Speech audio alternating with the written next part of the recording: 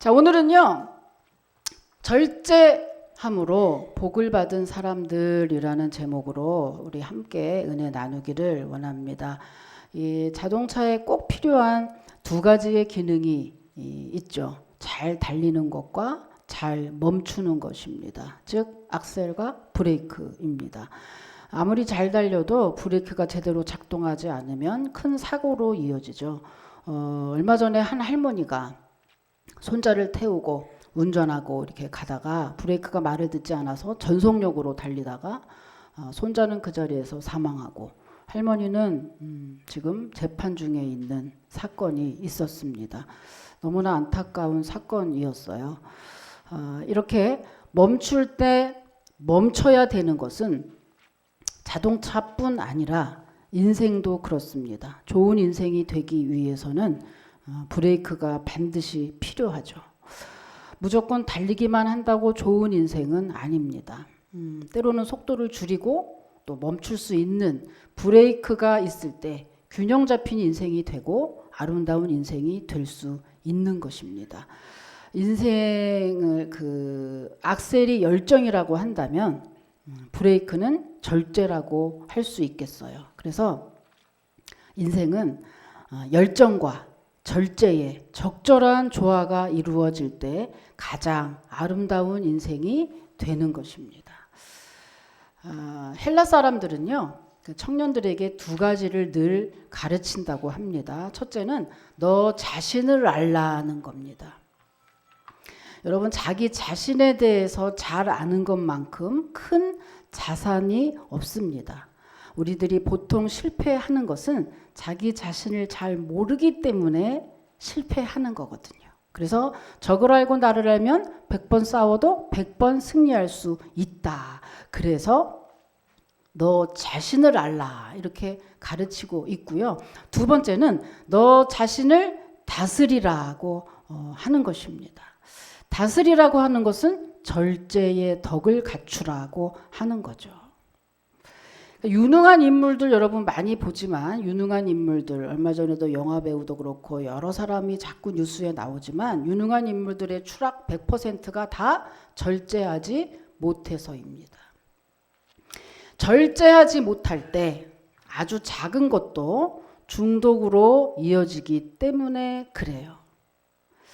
우리들이 많이 접하는 그죠? 술, 담배, 커피, 게임, 성, 그리고 각종 강박증, 증세, 신경증 증세, 그리고 사소한 습관, 별거 아닌 거예요. 이렇게 손톱 물어 뜯는다든지, 아침에 커피를 안 먹으면 모든 게 안 된다든지, 어떤 분은 24시간, 아니 360일 또 라면만 먹는 분 TV에서 본 적 있고요. 어떤 분은 또 믹스 커피만 먹는 분 본 적 있습니다. 여러 가지로 우리가 왜 저래 하는 그것들, 그렇게 사소하게 시작했던 그런 것들이 처음에 그들이 시작할 때는요, 별거 아닌 것으로 시작을 합니다. 그런데 어느새 그것을 절제하지 못했을 때 어느새 그것에 의존하고 있고, 그리고 그 방법, 그것이 아니면 만족하지 못하게 되는 중독으로 이어지는 겁니다. 그래서 아름다운 인생이 되기 위해서, 균형 잡힌 인생이 되기 위해서 제일 필요한 덕목이 뭐냐? 바로 절제인 것이죠. 어떤 분이 그 요르단에서 봤다고 합니다. 근데 이 요르단에서 두 마리의 말이 전속력으로 달리는 거예요. 물론 기수가 타고 있고요. 그런데 전속력으로 달리는데 앞에 말을 누가 봐도 앞에 말은 힘이 조금 모자라고 굉장히 지쳐 있고 늙었더래요. 그런데 뒤에 말은 좀 어리고 힘이 넘쳐 보인답니다. 그런데 이상한 것은, 자, 힘이 넘치는 뒤에 말이 절대로 마지막 목적지까지 앞에 말을 따라잡지 않더래요. 결국은 목적지 딱 도착했을 때 앞에 말이 선두를 지켰습니다. 그래서 지켜보던 분이 하도 이상해서 뒤에 말의 기술을 불러서 세운 거예요. 저 궁금한 게 있는데요. 분명히 뒤에 말이 힘이 남아 돌아서 앞에 말을 따라잡을 수 있을 것 같았거든요. 그런데 왜 따라잡지 않았습니까? 이렇게 물었어요. 그랬더니 기수가 대답하기를 네, 맞습니다. 근데 먼저 들어온 말은 다른 말에게 추월당하면 늙고 힘겨워서 더 이상 나는 이제 별 볼 일이 없구나 하고 자신을 포기하고 단념할 게 뻔하기 때문에 그러면 그 이후에 그 말은 이제 달리지 않을 겁니다. 그런데 지금 그렇지 않고 나도 아직 쓸만해 라고 생각을 하면 몇 년은 더 충분히 달릴 수 있거든요. 그리고 뒤에 따라오던 그 어린 말은 자기가 오늘 힘을 다 써서 달리면 승리할 수 있겠지만 그러나 그런 기분을 몇 번 느끼면 말이 버릇이 나빠져서 사람의 통제를 받지 않게 된답니다. 그래서 절제를 배우게 하려고 두 마리를 함께 달리게 했던 겁니다. 앞에 있는 늙은 말에게는 용기와 힘을 북돋아주고 뒤에 있는 어린 말에게는 절제를 배우게 하려고 두 마리를 함께 달리게 했다는 이 기수의 말을 듣고 참 저도 이것을 읽고 참 정말 참 지혜로운 방법으로 훈련하고 있다 이런 생각을 했어요. 여러분 아무리 힘이 있어도 그것이 절제될 때 정말 아름다운 것이죠. 우리들이 주로 존경한다, 누군가를 존경할 때 회사에서나 나라에서나 교회에서나 또 옆에 있는 누군가를 존경할 때 여러분 어떤 때 가장 존경심이 많이 듭니까? 그 힘을 다 쓰지 않고 절제하는 사람에게 우리는 존경심이 들게 되는 거죠. 여러분 하고 싶은 말, 하고 싶은 행동, 사고 싶은 거 다 할 수 있어요. 다 할 수 있죠. 자유민주주의에서. 내 돈 갖고 내가 쓰고 내 입 갖고 내가 말하는데 누가 말리겠습니까? 그런데 정말 성숙한 사람은 어떡하죠? 주 안에서 내가 하는 말 때문에 내가 하는 행동 때문에 내가 하는 사치 때문에 혹시 주님의 얼굴이 누가 될까? 혹시 상처가 될까 봐 어때요? 그것을 절제하는 거. 그것을 바로 크리스찬이라고 하는 것입니다. 여러분 인생에서도 절제가 이렇게 중요하다면 신앙에서는 더더욱 그렇습니다. 오늘 본문에는요. 절제함으로 자손 만대로 복을 받는 사람들이 나와요. 바로 레갑인들입니다. 레갑인들. 여러분 이 레갑은요. 레갑이라는 사람들, 레갑 족속은요, 겐 족속입니다. 겐 족속. 이 레갑이 맨 처음에 레갑이 누구였냐면 모세의 장인 아시죠? 모세의 장인 누구죠? 모세의 장인 이드로의 후예였어요. 겐 족속이라고도 불리고 미디안 족속이라고도 불리는 이 레갑 족속은 한마디로 하나님의 바깥에 하나님 이스라엘 사람이 아닌 이방 족속이에요. 하나님을 모르는 사람들입니다. 그런데 이 레갑 족속이요. 모세가 출애굽해가지고 가나안 땅에 들어갈 때 함께 따라 들어가요. 그래서 그 하나님을 만나게 돼요. 그래서 그 하나님을 이스라엘 백성들과 함께 아주 충직하게 잘 섬겼던 사람들이 바로 레갑 족속이에요. 그러니까 이방 민족이지만 하나님의 충직한 민족으로 하나님의 백성보다 더 훌륭한 백성이 된 것이 레갑 족속인데 오늘 이 사람들이 이 레갑 족속이 어떻게 이렇게 훌륭한 하나님의 백성이 되었느냐 하면 레갑의 아들 요나답이라는 사람 때문입니다. 요나답. 오늘 본문에 이제 요나답이라는 사람이 나와요. 바로 그 요나답. 레갑의 아들 요나답 때문인데요. 이 요나답은 이방 민족이었지만 아주 하나님의 큰 은혜를 받은 그런 믿음의 사람이었어요. 그래서 이 요나답이 자기가 받은 그 은혜를 우리 후손들에게도 정말 물려줬으면 좋겠다. 정말 우리 후손들도 이 하나님이 아니면 안 되는데 이 하나님의 이 신앙을 전수해주고 싶다라는 그 일념으로 요나답이 어떻게 하냐 하면은 후손들에게 명령을 합니다. 후손들에게 너희는 경건한 삶을 살아라. 그리고 이어서 뭘 명령하냐? 아까 다 읽었습니다. 포도주도 마시지 말고 집도 짓지 말고 파종도 하지 말고 농사도 짓지 말고 포도재배도 하지 말고 오직 너희는 장막 안에 거하라. 이렇게 명령을 해요. 이 내용을 다 들으면 무슨 내용 같습니까? 꼭 일하지 말고 놀아라 이렇게 들리는데 아니에요. 요나답이 이렇게 집도 짓지 말고 농사도 짓지 말고 파종도 짓지 말고 포도 재배도 하지 말고 이렇게 하라는 이 이야기는 뭐냐 하면 너희는 농사 짓지 말고 유목민으로 남아라 이런 말이에요. 여러분 유목민의 특징이 뭐죠? 유목민의 특징은 이동해요. 여러분 이동할 때 여행 많이 다녀본 사람들은 여행의 그 가방 무게가 여행을 많이 다닌 사람들은 여행의 무게가 가방의 무게가 줄어든다고 하죠. 뭘 가져가야 될지 안 가져가야 될지를 이제 이골이 나서 착착착착착 자 그게 무슨 말이죠? 이동할 때는 짐이 가벼워야 된다는 걸 알게 되는 거예요. 짐이 가볍게 되려면 뭘 어떻게 하죠? 소유를 줄이게 되고 소유를 줄이게 된다는 얘기는 욕심을 줄이게 된다는 말과 같은 말이거든요. 그러니까 지금 무슨 말이죠? 요나답이 후손들에게 너희들이 유목민으로 남아라. 농사 짓지 마라고 얘기한 것은 욕심이 없어야 돼. 이동하려면. 그러면서 농사 짓지 말고 집도 짓지 말고 이 말은 여러분 농사 짓고 집을 지려면 뭐냐 하면 정착하게 되죠. 사람은 정착하면 안주하게 됩니다. 안주하게 되면 욕심이 생기게 되어 있어요. 요나답이 그 후손들에게 경계한 것은 바로 이것입니다. 그래서 이 후손들이 하나님에 대한 신앙이 농사 짓고 집 짓고 정착하고 포도 재배하고 소유 늘리고 더 많은 풍성한 수확물을 누리고 그러다가 돈에 이 집을 어떻게 관리하려면 더 돈이 필요하고 저것을 하려면 더 많이 필요하고 하다 보니 하나님에 대한 신앙이 점점 흐려지는 거예요. 그렇게 될까 봐 요나답은 후손들에게 그런 거 하지 마. 이 전체의 핵심은 뭐냐면요. 여러분 다윗의 신앙 한마디로 말하면 다윗의 신앙은 나그네 신앙입니다. 필그린 순례자의 신앙입니다. 이렇게 말하는데요. 다윗의 신앙 핵심이 나그네 신앙인데 이 나그네 신앙이라는 게 뭐냐 하면 우리는 이 땅의 나그네와 같다라는 거예요.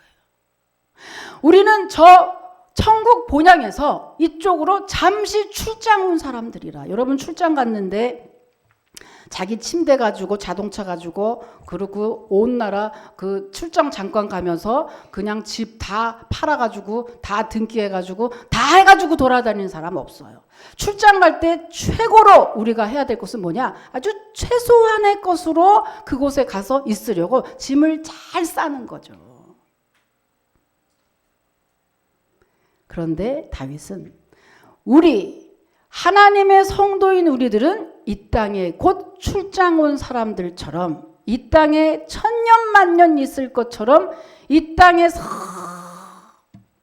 뿌리를 내리는 게 아니라 우리는 조금 있으면 저곳으로 우리 고향인 본향으로 가야 될 텐데 그때 갈 때 힘들지 않도록 최소한으로 줄이고 살아야 된다라고 하는 것이 나그네 신앙의 핵심입니다. 그런데 이 요나답이 지금 후손들에게 뭘 말하냐면 다윗이 가지고 있던 그 나그네 신앙을 가져라. 그것을 그대로 너희들이 그대로 그 신앙을 전수해라 라고 지금 명령하고 있는 거예요. 그런데 이 레갑인들이 얼마나 복된 사람들인지요. 참 기가 막힙니다.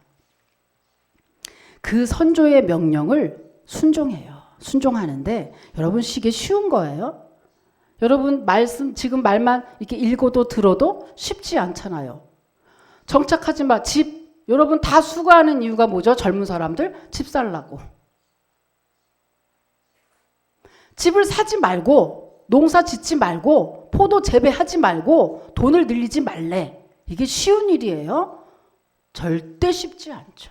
근데 이게 하나님의 명령입니까? 선조 요나답이 명령한 거예요. 그런데 이 레갑 족속들이 얼마나 복된 사람인지 자기 선조 요나답의 말씀에 100% 순종합니다. 그런데 순종도 사실은 사람이기 때문에 순종하지요. 그런데 지속하기 힘들어요. 저도 이렇게 목회를 하다 보면 순종합니다. 그런데 자기의 상태에 따라서 순종했다 안 했다 그래요. 100% 순종하는 게 쉽지 않은데 이 내갑족속은 어떠냐? 100% 순종에다가 언제까지? 자그마치 장장 200년 동안이나 순종합니다. 이 내갑족속 대단한 사람들이에요. 대단한 사람이에요. 그래서 하나님께 여러분 이방민족인데 하나님의 복을 받으라고 그 선조가 하신 그 명령을 200년 동안이나 조금 더 흐트러지지 않고 정말 잘 지켜내는 걸 하나님이 이렇게 보시고 허허 한두 번도 아니고 200년. 그래서 오늘 본문에 드디어 이들에게 최고의 복을 주시려고 하나님이 마지막 테스트를 해요. 그게 오늘 우리가 읽은 본문의 내용이에요. 자, 마지막 테스트. 오늘 읽은 본문에 그래서 하나님이 마지막 테스트를 어떻게 하시냐 하면은요. 에레미야 선지자를 불러서 에레미야야 저 레갑 족속을 다 불러라. 여호와의 성전 옆에 조그만 방이 있지. 거길로 다 불러. 그래서 포도주를 다 따라. 그리고 포도주를 권해라 이랬어요. 포도주를 권해. 이게 무슨 여러분 우리 신앙생활 하다 보면요. 우리 하나님이 가끔 이렇게 테스트를 하세요. 그죠? 아브라함에게 있었던 이삭 바치는 사건이 그렇잖아요. 여러분 날마다 주님의 테스트가 있는데 그 테스트에 합격할 때 주님은 정말 우리에게 복을 주신다는 사실. 이삭을 바쳤을 때 하나님이 뭐라고 칭찬하셨죠? 내가 이제 나를 경외하는 줄 이제 알았다. 네가 네 아들 이삭도 아깝지 않고 내놓는 것을 보니 나는 이제 너를 친구라고 말할게. 최고의 복을 주셨거든요. 여러분 매번 있을 때마다 여러분의 하나님의 테스트에 늘 합격하시는 여러분이 되시기를 주님의 이름으로 축복합니다. 어떤 테스트인지는 모르겠으나 어쨌든 테스트가 만만치는 않을 거예요. 만만치는 않아. 만만치 않아야 테스트죠. 여러분 오늘 지금 레갑 족속 마지막 축복 줄 때 만만치 않아. 자 뭐냐면 다른 사람이 와서 술 좀 마셔봐 이러면 쉬울 텐데 선지자가 술을 먹으라는 거예요. 선지자가 하나님의 선지자 에레미야가 불러서 포도주를 먹어 이렇게 하되 여러분 여기 보면요. 그 술잔을 마시라고 하잖아요. 어디 보면은 여기 보면은 마시라. 여기 자 놓고 4절 5절에 보면요. 가득한 종지와 술잔을 놓고 마시라 권함에 이 마시라 권함에 이 말이 원어에는요. 거의 아주 강경한 어조로 강권한다 이런 뜻을 가지고 있어요. 그러니까 아이고 이렇게 좀 드시죠. 이게 아니고 마셔요. 이런 어투라 이거예요. 그런데 마지막 테스트 할 때 이 레갑 족속이 그럼 어떻게 했느냐. 하나님의 선지자가 먹으라고 해도 절대 쫄지 않습니다. 그래서 레갑 족속이 아니요. 우리는 우리 선조 요나답의 명령대로 포도주는 입에 대지 말라고 해서 저희는 포도주를 먹지 않겠습니다. 라고 거절합니다. 여기서 물론 여러분이 헷갈리실 부분이 있을 것 같아요. 아니 하나님의 선지자가 그러면 그거 순종해야 되는 거 아니에요? 자기 선조에 순종하는 게 맞아요? 뭐 헷갈리시죠? 아니요. 이거를 권한 자체도 불법은 아니고요. 또 거절한 것도 불법이 아니에요. 왜냐하면 이게 무슨 큰 사안이 아니기 때문에. 그리고 또한 오해할 것이 여러분 이들의 순종, 이들이 요나답의 말씀에 순종한 것은 요나답을 우상시했다는 말이 절대 아닙니다. 요나답이기 때문에 순종했다는 게 아니고 요나답이 하나님의 복을 받기 위해서 이렇게 하라고 하기 때문에 그 요나답에 순종했다는 이 말은 결코 하나님의 복을 받기를 간절히 원했다는 말과 같은 뉘앙스예요. 그런 중심을 하나님이 보시고 아시기 때문에 마지막 테스트를 지금 하고 있어요. 먹어라! 이러니까 레갑 족속이 정중히 거절을 하죠. 아니요. 저희는 선조 요나단의 명령대로 먹지 않겠습니다. 여러분 왜 먹고 싶지 않겠습니까? 이들이 사실은 한두 잔 먹는다 그래서 큰일 나는 거 절대 아니고요. 이들이 왜 포도주를 먹고 싶지 않겠습니까? 한두 번도 아니고 끝까지 안 먹어야 되는 거예요. 자기 일생 중에. 어느 날 하루가 아니라. 뿐만입니까? 집도 짓지 말고 모든 소유를 다 평생 마음을 비우고 살아야 돼. 요 텔레비에 보면 자연인 뭐 이런 거 나오는데요. 자연인처럼 살아야 돼. 이게 쉬운 일입니까? 그럼에도 이들은 요나답의 말에 순종했어요. 왜? 하나님의 복을 받기 위해서. 이런 이들을 보고 하나님이 드디어 자 어떻게 축복하는지 한번 읽어볼까요? 예레미야서 35장 18절 19절 18절에서 19절 한번 읽어보겠습니다. 예, 시작.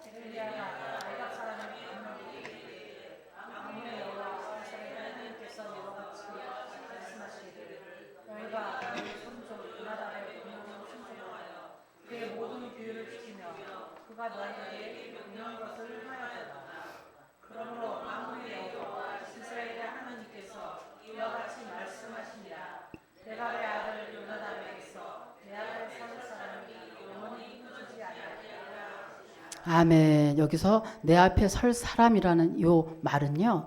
주님을 믿는 후손을 얘기해요. 그러니까 무슨 말이냐면 너의 가문에 끝까지 자손 만만대로 예수 믿는 가정이 끊어지지 않도록 축복하겠다고 하는 정말 이보다 더 좋은 축복이 있을까요? 이보다 더 좋은 약속이 있을까요? 최고의 약속을 해 주십니다.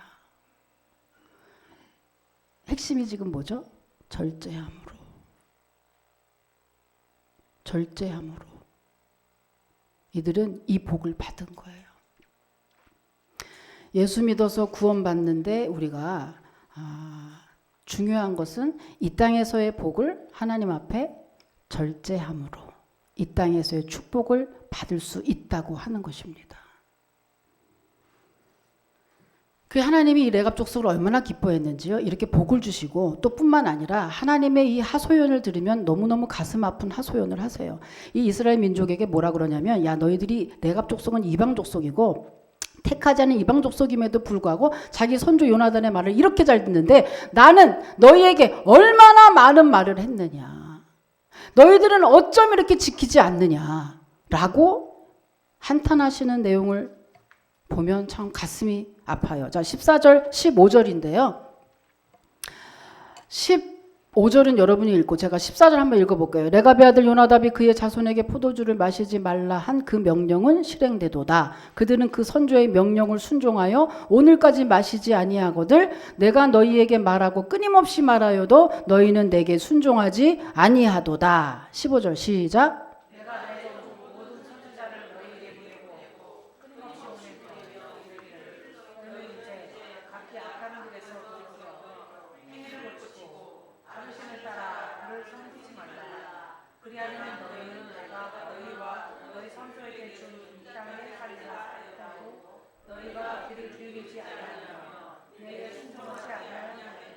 아멘. 여러분 꼭 지금 우리에게 하시는 말씀 같지 않나요?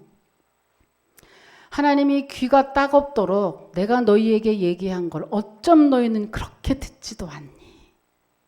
이 땅에서 영원 무궁히 살 방법이 있다고 그렇게 얘기하건만 너희는 어쩜 내 말을 그렇게 듣지 않니? 하물며 레갑 족속은 택하지 않은 족속은 자기 선조의 말도 그렇게 듣는데 어쩌면 너희는 내가 너희를 만든 하나님인데 그 하나님의 말도 어쩜 그렇게 듣질 않니? 이렇게 말씀하시는 걸 보면 참 눈물이 핑 돌더라고요.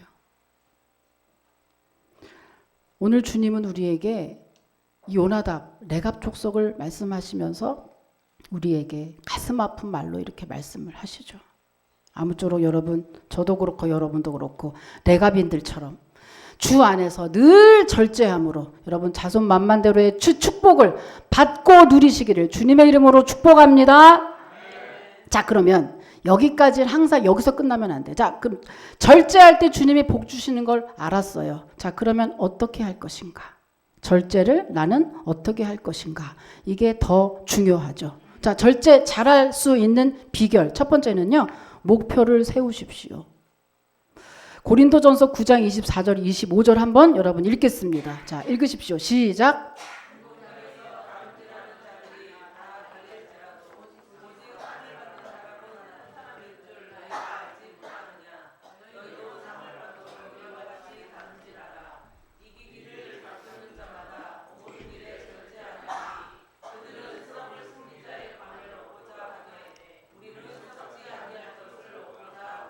네, 알아들으셨죠? 보면 여러분 목표가 없으면 무절제하고 아무 생각 없이 살게 됩니다. 목표가 없으면요.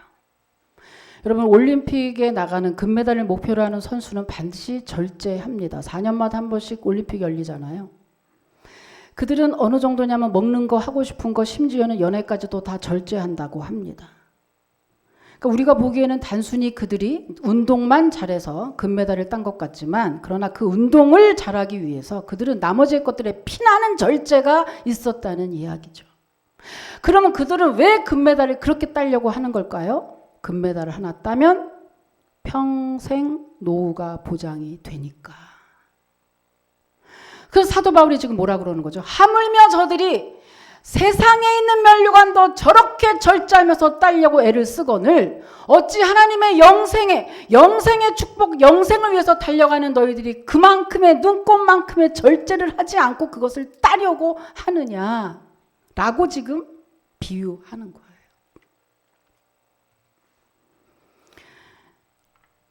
여러분, 그래서 오늘 이 이후로 여러분 절제 잘 할 수 있도록 여러분 목표를 세우되 큰 목표, 중간 목표, 작은 목표 3단계로 목표를 세우시면 참 좋습니다. 첫 번째는요. 어떤 목표? 오늘부터 여러분 나는 이제 하나님의 귀한 일꾼이 되겠습니다. 나도 요나답처럼 그 한 사람이 그 가문을 다 일으킨 거 아니에요. 그 가문을 전체 예수 믿는 가문으로 축복한 거 아니에요. 그 요나답 한 사람 때문에, 요나답 회심한 한 사람 때문에. 오늘 하나님 나도 요나답처럼 내 가문에 예수가 충만하도록, 예수 믿는 가문이 되도록 나 한 사람 썩어서 미랄이 되겠습니다.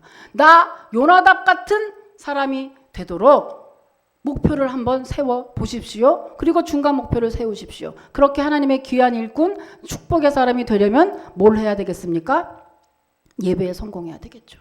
오늘 이후로 나는 주일날 주일 예배를 절대 빠지지 않겠습니다. 목표를 한번 세워 보십시오. 자, 그러면 어떻게 되죠? 그 매 주일마다 다른 재미를 절제하게 되는 겁니다.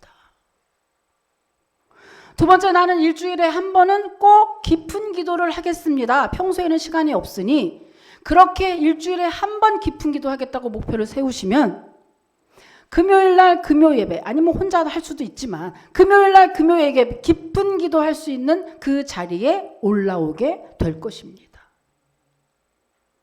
그리고 나는 양심이 있지, 내가 한 해에 그러니까 1년에 한 사람은 꼭 전도하겠습니다.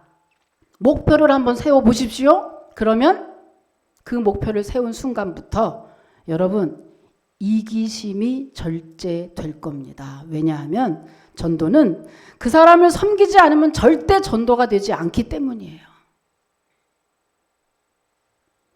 이렇게 조금씩 여러분 절제하다 보면 어느덧 성령 충만한 내가 되어서 주님의 기쁨이 되고 복을 받게 되는 겁니다. 여러분 막연한 신앙생활 하지 마십시오. 구체적이고 적극적으로 신앙생활 하십시오.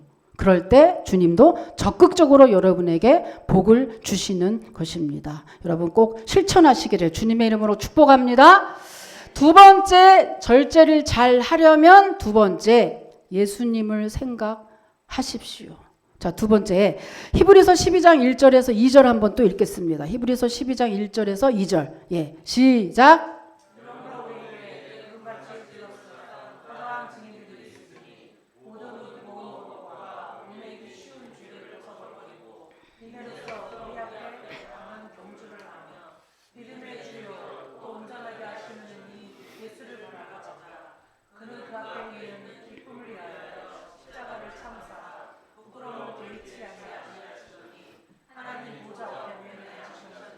아멘. 이 말씀은 무슨 말씀입니까? 우리의 세상 염려와 욕심, 그리고 고질적인 죄악들, 이것들을 벗어낼 수 있는 방법은 오직 예수 그리스도를 바라보고 믿는 것밖에 없다는 말씀이죠. 여러분, 지금 절제에 대해서 하고 있거든요.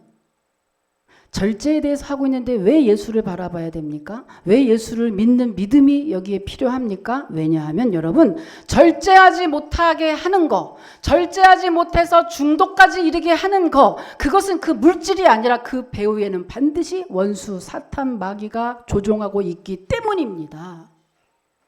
그런데 그 원수 마귀의 머리를 쪼개시고 승리하신 분이 바로 예수 그리스도이기 때문에 그 예수 그리스도를 믿는 우리들은 당연히 그 절제할 수 있는 힘, 왜냐하면 이겼으니까 당연히 예수님의 이름으로 기도할 때 절제할 수 있게 되는 겁니다. 여러분, 다른 힘으로는 그 이겨낼 수가 없는 거예요. 여러분은 지금 한번 잘 생각해 보십시오. 나는 무엇에 중독이 있는가? 아마 있을걸요? 어떤 습관이든 어떤 것이든 빠져 있는 게 반드시 있습니다.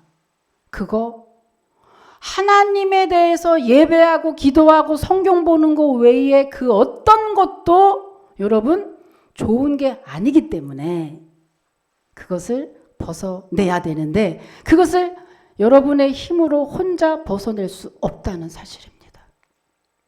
그래서 믿음의 주에 또 온전케 하시는 예수라 그랬잖아요. 온전케 하시는 예수 그리스도를 믿고 바라보고 그 이름으로 기도할 때 여러분 절제할 수 있게 되고 중독에서 벗어날 수 있게 되는 것입니다. 시간이 없어서 많이는 못하나 그러나 여러분 우리들이 생각할 때 좋은 거 나쁜 것만 절제한다고 생각하지만 그렇지 않습니다. 여러분 좋은 것도 절제해야 됩니다. 여러분 교회 안에서 시험에 들 때 누가 나쁘게 한 적 없습니다. 다 봉사하다가 시험 들어요. 무슨 말이죠? 좋은 거 하다가 시험에 든다. 절제라고 하는 것은 나쁜 것만 지금 얘기하는 게 아니라 절제는 어떤 것을 마구마구 갈 때 정확하게 그것을 균형 잡아서 그 힘을 조절하는 것을 이야기하는 거잖아요. 이 모든 균형은 예수 그리스도 안에 믿음이 잘 되어 있을 때 선한 것도 악한 것도 균형 잡고 절제할 수 있게 된다는 사실입니다.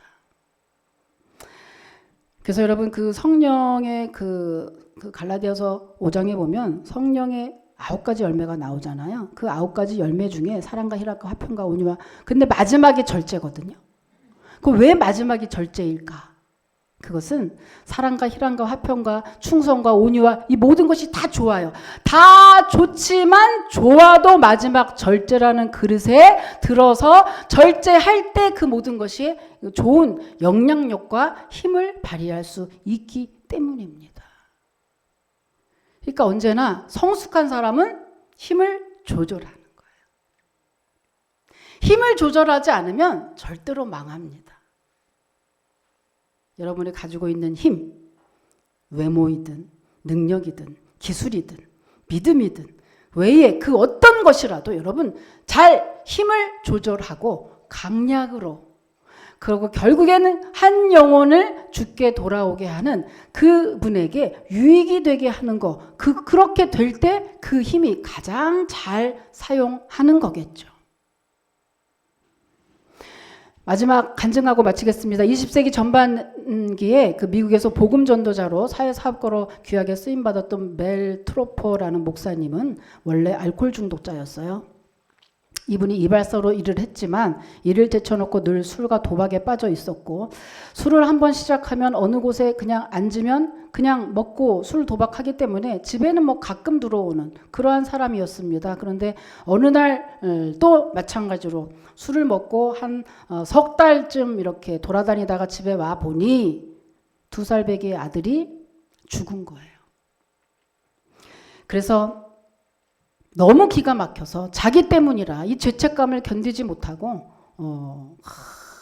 울면서 그 자리에서 결단합니다. 다시는 내가 입에 술을 대면 내가 정말 응? 사람이 아니다. 내가 정말. 이분이 술을 끊을 수 있었을까요? 입에 손 댔을까요? 안 댔을까요? 안 됐을 거예요. 면 이 말을 안 하지. 이분이 여러분 자기 힘으로 되지 않아요. 술이요. 중독까지 들어가면 절대 내 힘으로 할 수 없는 거예요. 그래서 기도하라는 겁니다. 여러분 어떤 사람은 자꾸 술 먹는 그 남편한테 계속 얘기하는 거, 정신을 똑바로 차리라고, 먹지 말라고 백날 얘기해도 절대 되지 않습니다. 뭐라 그랬죠? 그 배후에는 원수 사탄 마귀가 조종하고 있기 때문에 내 결심으로는 절대 되지 않아요. 이 사람이 어떻게 했느냐? 자기 아들의 그 신발을 가져다가 팔은 돈으로 또 술을 먹었어요. 그런 자기가 너무 미워서 인간도 아니라 생각하고 시카고의 미시간 호수에 빠져서 자살하려고 물에 빠졌습니다. 근데 이 사람이 거기가 끝이 아니었나 봐요. 어느 한 분이 그를 구해서 선교단체 집회에 데리고 갑니다. 그래서 집회에서 이제 말씀을 듣게 되죠. 말씀을 듣다가 이분이 깨진 거예요. 왜냐? 여기서 설교했던 목사님이 사실은 알코올 중독자인 거예요. 자기도. 그랬다가 그것을 이제 예수님 믿고 새롭게 변화된 그 간증을 하는 걸 보고 이분이 참 결단을 하고 그 예수님 영접해서 새롭게 변화가 되어서 이제 이분이 지금까지, 물론 이분은 돌아가셨고 이 단체만 남아 있습니다. 멜트로포 미니스터리라고 하는 단체에서 지금도 알코올 중독자에게 복음을 전하는 그 일들을 감당하고 있다고 합니다. 여러분, 우리의 모든 중독과 악습관을 고쳐주실 분도, 그리고 내 인생을 새롭게 만들어주실 분, 내 인생을 놀라운 기적으로 인도하실 분도 날 위해서 십자가에 죽으신 예수 그리스도 한 분입니다. 예수님만이 나를 죄악에서 건져주시고 모든 중독에서 끊어지게 하시고 나를 절제할 수 있는 힘을 주신 유일한 분이 바로 예수 그리스도 한 분입니다. 그 예수님을 우리가 믿고 그 예수님을 향해서 함께 그분의 손을 잡고 갈 때 모든 고질적인 죄악과 중독에서 끊어지고 여러분 새로운 그리고 정말 복된 그러한 인생이 될 수 있을 겁니다. 여러분 주님의 말씀으로 정욕과 세상 재미를 다 절제할 줄 아는 그러한 성숙한 그리스도인 다 되시기를 주님의 이름으로 축복합니다. 하나님 감사합니다. 예수